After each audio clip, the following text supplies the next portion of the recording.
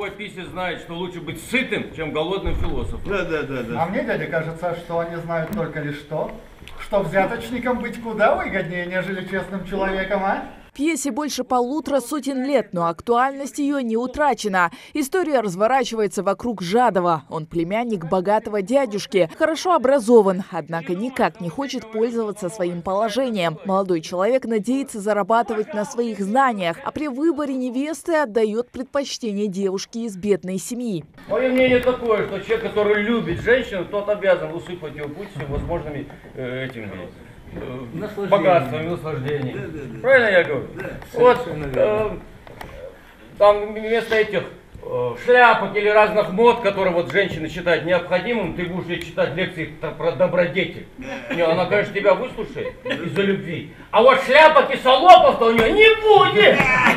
Ага. Да, а женщины, взятые из бедности, из нищеты, окруженные всяким богатством, ну кто же поверит, что она несчастлива. Без поддержки чиновников Василий Николаевич вынужден вести скромную жизнь. Его противоположность – Белогубов. При посредственных умственных способностях, но с поддержкой начальства живет в достатке. Мне бы место стало начальника.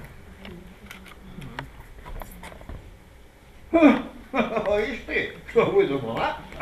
Так я ведь только потому, что у меня теперь невеста есть.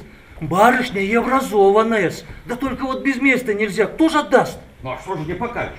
Да первым долгом. Хоть нынче же. Как вместо родственника. Ага, вместе мы подумаем. Ага. Мне бы это место дано всю жизнь. Я и подписку дам, ибо повыше мне не по уму.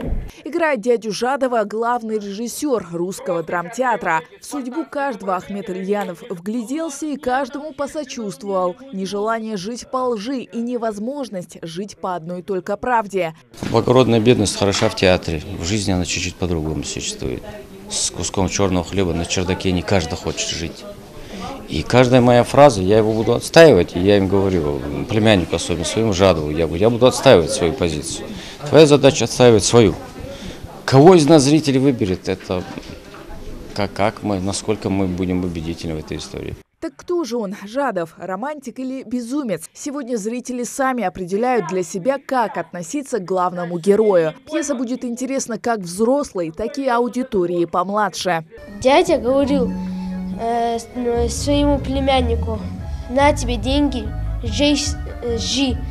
А племянник говорил: а мне не нужны деньги, я буду жить со своим умом. А дядя был против. А как ты считаешь, кто прав? Дядя. Ты считаешь, что деньги важны?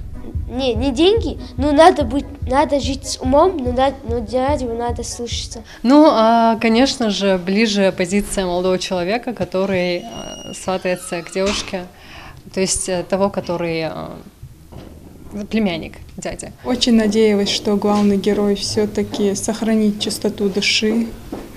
Я хотела, чтобы он выбрал добро, то есть свой путь. Сегодня состоялся предпремьерный показ перед коллективом, узким кругом специалистов и зрителей. Посвятили спектакль «Доходное место» 200-летию со дня рождения русского драматурга Александра Островского. Чтобы история была лаконичной и держала зрителя в форме, пьесу сократили и сделали упор на основной линии. Мы чуть-чуть финал изменили, это зрителю видеть, но мы делаем открытый финал, где даем возможность зрителю выбрать.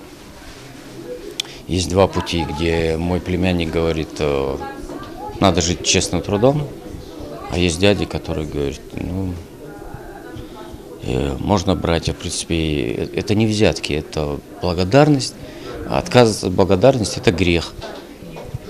У зрителя есть возможность выбрать, по какому пути он может двигаться в этой жизни. Это последнее в этом году выступление Русского драматического театра. В 2023-м труппа обещает еще много новых и интересных проектов, которые порадуют зрителей. Хава Газикова, Ахмед Горбаков, Новости 24.